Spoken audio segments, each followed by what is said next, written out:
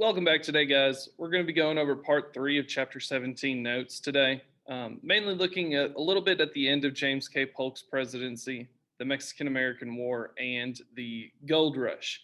Okay, so we're going to look at basically 3 standards. 8.53, we're going to identify the major events and impact of James K. Polk's presidency, including the annexation of Texas and the settlement of the Oregon boundary.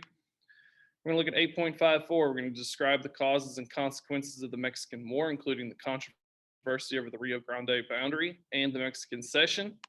And 8.55, we're going to analyze the discovery of gold in California, its social and economic impact on the U.S., and the major migratory movement, including the 49ers and Asian immigrants.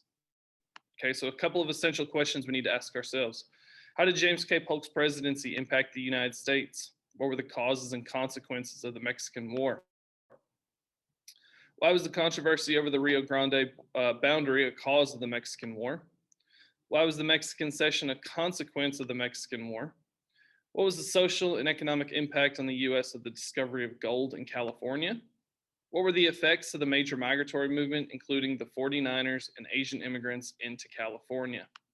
All right, so our objectives, basically putting those questions into statements. We can identify the impact of James K. Polk's presidency. We can describe the causes and consequences of the Mexican War.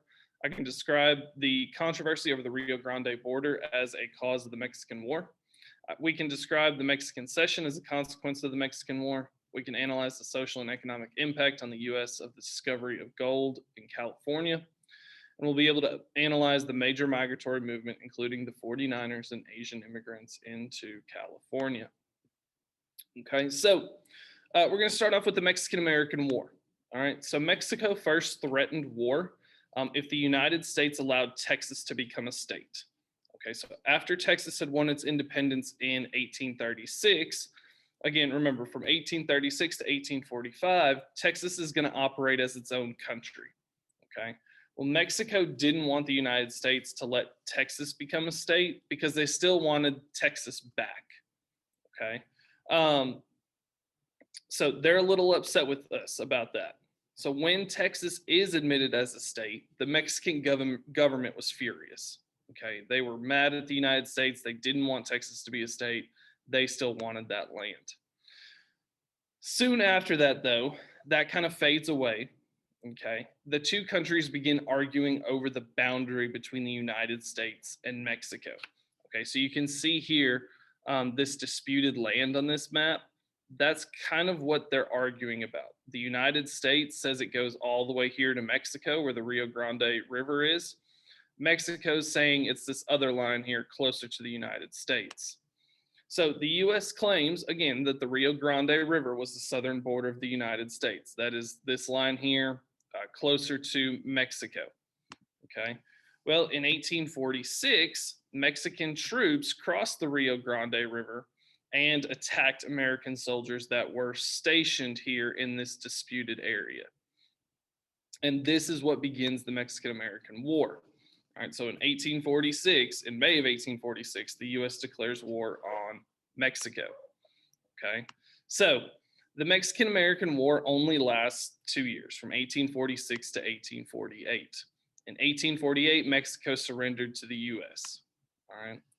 The two countries then signed the Treaty of Guadalupe Hidalgo, which officially ended the Mexican-American War.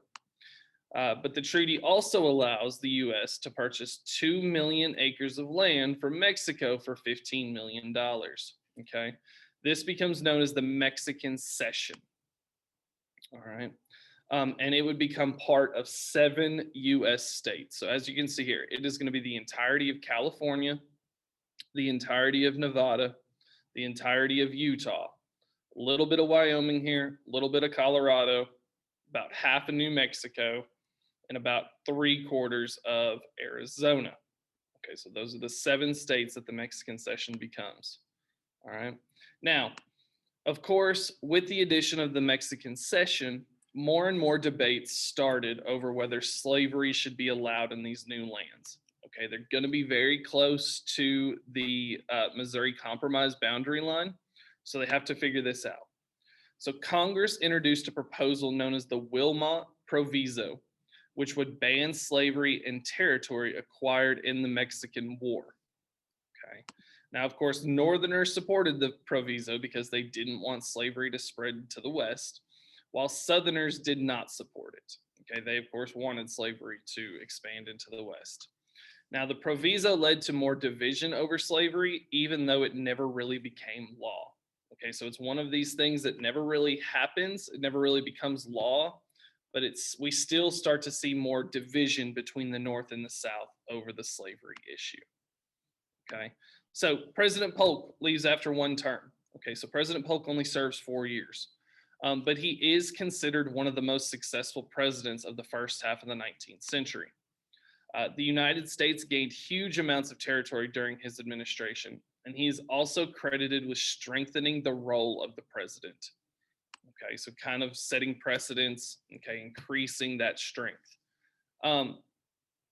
Some argue that he's not very successful, though, because westward expansion did have some negative effects, as divisions over slavery's possible expansion set the stage for future conflict.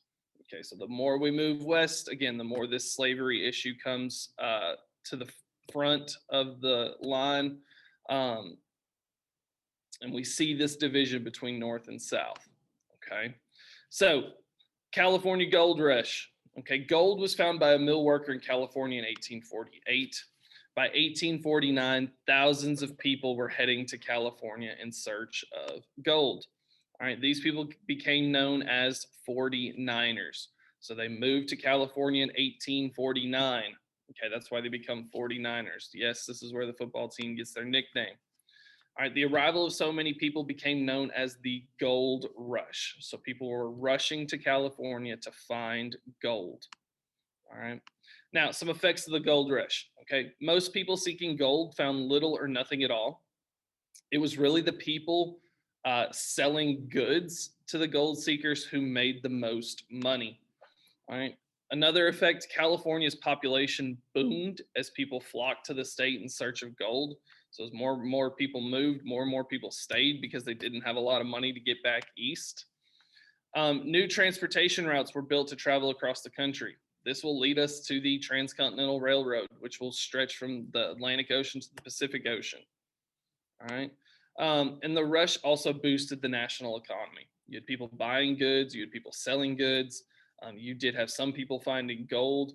Okay, so the national economy is doing really well.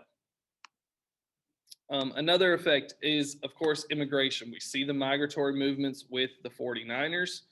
Now we'll see it with the Chinese immigrants. Okay, in the 1850s, many Chinese immigrants moved to California to replace the Americans that had left after the gold rush. Okay, so you do have Americans moving to California and then leaving once they don't find gold. All right, these Chinese immigrants are moving to kind of replace those Americans. All right, so the immigrants left China to escape hunger after floods and droughts. Very similar to the Irish immigrants that we've talked about earlier, escaping the potato famine. And Chinese immigrants had different jobs. Some worked in mines and other low-paying jobs, still kind of very much like the Irish, while others opened their own stores, hotels, restaurants, or laundries. Okay. This immigration from Chinese immigrants, though, leads us to having more Chinese elements in American culture. Okay. So the Chinese were treated badly in the US, though, because they looked different. They had different religious beliefs and they enjoyed different foods. And as a result, they faced racism, attacks, and were forced to pay a special tax, all because they were Chinese immigrants. Okay. So that is all that I have for chapter 17. Okay. There is going to be a quizzes code. I want you to take that quizzes once you are finished with these notes. All right. If you have any questions, let me know. But if not, then we will see y'all next time.